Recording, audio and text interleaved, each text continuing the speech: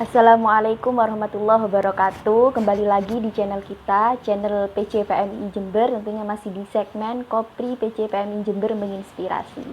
Teman-teman, kalau kita ingat beberapa minggu yang lalu, Kopri PC PMI Jember mengadakan Q&A tentang bagaimana sih kita melihat ekonomi kita hari ini gitu. Tentunya di masa pandemi COVID-19. Nah, karena ada beberapa kendala teknis, kami memohon maaf baru bisa share video, dan karena ada 10 pertanyaan yang kami terima, sahabat Zainul Hasan juga mengupas dengan rinci, maka kami akan membuat 2 part dari video ini. Untuk part pertama akan membahas pertanyaan-pertanyaan ini, teman-teman.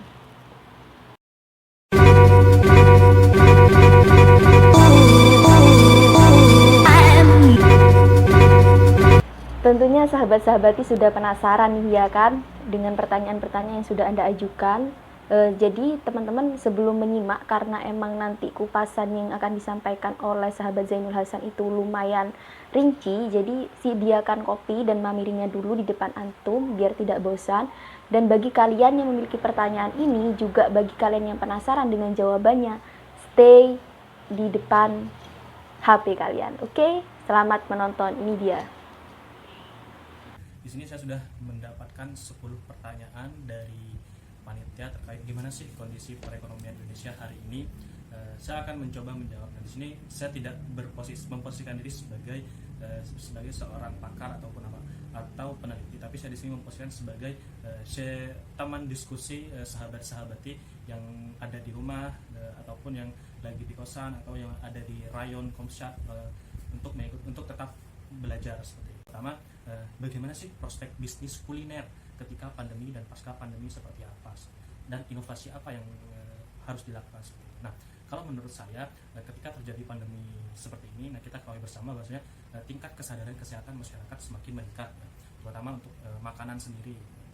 Masyarakat kita sekarang sudah mulai beralih, yang dulu makanan biasanya beli makanan di pinggir jalan secara sembarangan, sekarang sudah mulai beralih untuk masak sendiri, kemudian memilih bahan-bahan yang terpilih seperti itu, dan bergizi seperti itu. Nah, maka salah satu bisnis kuliner yang tepat adalah bisnis kuliner yang healthy food seperti itu. Nah, kita healthy food yang dibikin dari sayuran organik ataupun dari bahan-bahan organik. Nah, hal ini tercermin prospek bisnis kuliner ini tercermin di pertumbuhan ekonomi sektor penyediaan akomodasi makan dan minum di Kabupaten Jember saja meningkat drastis dari 2015 sebesar 6,61% dan 2019 itu sebesar 9,89%. Nah, ini pertumbuhan yang sangat pesat sekali, sekitar 2%-an lah seperti itu. Nah, ini peluang yang harus diambil oleh sahabat-sahabat sekalian. Nah, apalagi mengingat masyarakat Jember sendiri khususnya seperti itu sudah melirik makanan yang dari sayur organik atau healthy food. Nah, ke depan sahabat-sahabat bisa misal buat catering untuk pekerja kantoran ataupun dinas-dinas di Kabupaten Jember seperti itu. Jadi tinggal buat aja catering, tapi yang bahan dasarnya itu adalah bahan dasar yang organik. Seperti itu untuk soal pertama.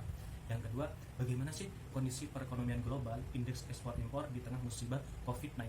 Nah, yang jelas pada saat ini dunia sedang mengalami fase inflasinya, atau kalau kita sebut ada resesi seperti itu, di mana negara-negara dunia rata-rata itu terdampak oleh adanya virus COVID-19 ini, dan ini sangat berdampak terhadap kinerja perekonomian negara-negara tersebut. Yang jelas ketika sudah memasuki masa liberalisasi ekonomi ini, negara-negara di dunia ini mengalami integrasi ekonomi, artinya antara negara satu dengan negara yang lainnya itu saling berhubungan, maka ini akan saling berkelindan dengan indeks ekspor dan impor. Nah, kalau untuk Indonesia sendiri, nilai ekspor Indonesia sendiri itu pada Februari 2020 itu mencapai 13,94 dolar miliar atau meningkat 2,24% dibandingkan bulan Januari. Nah, secara kumulatif untuk bulan Januari dan Februari ekspor kita itu mencapai 27,57 miliar, meningkat 4,10% dibanding periode yang sama tahun 2019 yang lalu. Seperti itu. Nah, peningkatan terbesar itu terjadi pada sektor non-migas, sedangkan penurunan terbesar itu terjadi pada besi dan baja. Nah, di sini kita sudah bisa melihat bagaimana sektor besi dan baja kita mengalami penurunan seperti itu, karena ekspor terbesar kita adalah ke Tiongkok atau Cina, sedangkan di Cina itu virus itu sudah terjadi pada bulan Desember seperti itu. Maka kondisi ini mengakibatkan banyak pabrik-pabrik di Cina itu, terutama pabrik otomotif ya, itu menghentikan produksinya sementara mulai dari Desember, Januari, Februari, sehingga ini berdampak pada ekspor besi dan baja kita seperti itu. Sedangkan untuk nilai impor kita itu ternyata mengalami penurunan, terutama pada bidang nilai impor Indonesia Februari 2020 itu sebesar 11,60 miliar seperti itu dibanding Januari 2020. Demikian juga apabila dibandingkan Februari 2019 turun 5,11% seperti itu. Nah, 3 negara yang menjadi pemasok barang impor kita adalah ada Tiongkok, Jepang, dan Singapura. Nah, kita mengalami penurunan impor karena beberapa negara ini juga terdampak dari coronavirus seperti itu. Nah, betapa terintegrasinya ekonomi kita, integrasi ekonomi global maksud saya, artinya di sini virus itu atau pandemi global ini sangat berdampak sekali pada kegiatan ekonomi global seperti itu. Terutama yang kita khawatirkan adalah ketika virus ini tidak tertangani dengan baik seperti itu. Apalagi sampai hari ini belum ditemukan vaksin seperti itu. Bahkan sekarang Amerika Serikat itu menempati posisi pertama dengan jumlah positif corona yang sangat tertinggi di dunia seperti itu. Pertanyaan ketiga adalah kenapa di negara lain pemerintah ngasih sumbangan ke rakyat, di negara kita malah terbalik. Nah, sebenarnya per kemarin itu 31 Maret Presiden sudah mewacanakan dan baru hari ini itu diketok untuk mengeluarkan peraturan pengganti undang-undang tentang pelaksanaan karantina wilayah atau perubahan anggaran. Jadi ternyata pemerintah itu sudah mengalokasikan atau merealokasikan anggarannya untuk menangani virus ini ya, terutama yang pertama adalah untuk program keluarga harapan itu dibayarkan lebih cepat, misalnya 3 bulan sekali, sekarang dibayarkan 1 bulan sekali. Kemudian kenaikan jumlah penerima kartu sembako sebesar Rp200.000. Kemudian ada kenaikan kartu prakerja naik dari 10 triliun menjadi 20 triliun untuk pekerja informal dan UMKM seperti itu. Sedangkan kemudian juga pemerintah juga mengalokasikan 25 triliun untuk dukungan logistik dan sembako seperti itu. Dan untuk masyarakat penerima subsidi listrik 450 volt itu akan digratiskan selama 3 bulan ke depan. Sedangkan untuk selama 6 bulan ke depan, dan untuk yang 900 watt itu mendapatkan diskon 50% seperti itu sahabat-sahabat. Kemudian juga untuk ini para UMKM yang kemarin itu ikuti skema kredit usaha rakyat itu dapat menunda pembayaran pokok dan bunganya selama 6 bulan seperti itu. Nah, fungsinya untuk apa? Sebenarnya pemerintah ini untuk menjaga kestabilan perekonomian nasional, gimana agar tetap UMKM ini tetap berproduksi dan juga tidak mengalami penurunan omset gara-gara tidak ada pemasukan, namun tetap harus bayar pinjaman pokoknya seperti itu.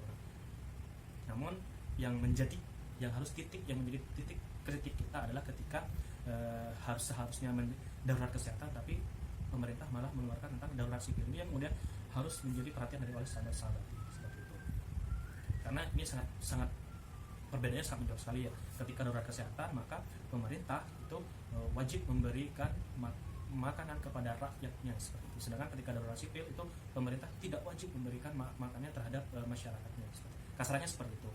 Yang keempat, bagaimana perbandingan kondisi ekonomi Indonesia pra dan pasca penyebaran COVID-19? Sebenarnya sangat terlihat sekali ya perbedaannya seperti itu. Bahkan tidak hanya Indonesia, dunia pun. Tapi saya akan mencoba mengulik tentang Indonesia. Yang pertama dari sisi nilai tukar rupiah atau dari kurs rupiah. Nah, kita ketahui sebelum tanggal 2 Maret itu posisi nilai tukar rupiah terhadap dolar itu masih sekitar 14.000. Namun ketika pasca pemerintah mengumumkan ada 2 orang yang positif corona, rupiah kemudian terdepresiasi sangat dalam hingga mencapai Rp16.000. Puncaknya itu sekitar 16.300 lah seperti itu. Itu yang sangat parah seperti itu. Kemudian dari indeks harga saham gabungan kita itu anjlok sekali. Dari 12 tahun yang lalu, ini merupakan anjlok yang paling dalam dan parah terhadap indeks harga saham kita dari 5.000 hingga 3.900 itu sekitar tanggal 24 Maret seperti itu. Nah, bahkan sampai Bursa Efek Indonesia itu sampai menghentikan sementara perdagangan selama 30 menit karena IHSG itu jatuh terlalu dalam sekitaran 5% lah seperti itu. Nah, kalau ini terus jatuh secara dalam maka dikhawatirkan akan menimbulkan yang ditakutkan ke krisis seperti itu. Kemudian kalau saya juga dari teman-teman UMKM itu adalah yang jelas ada penurunan omset seperti itu, dan beberapa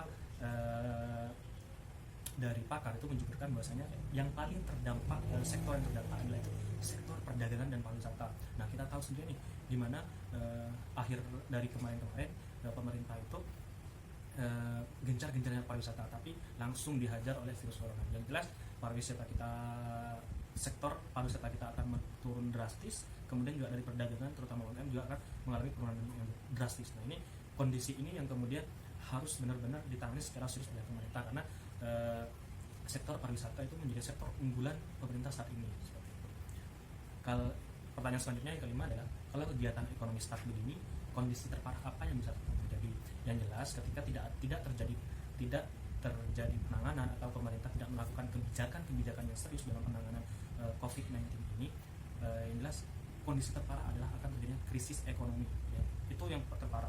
Ketika terjadi krisis ekonomi, maka akan terjadi krisis sosial, kriminalitas di mana-mana, dan kelaparan dan semacamnya seperti itu.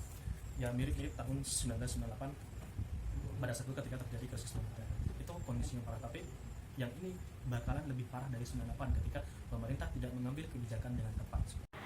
Bagaimana nih sahabat-sahabati pembahasan yang disampaikan oleh sahabat Zainul Hasan? Tentunya menarik dan berdasarkan fakta dan data ya.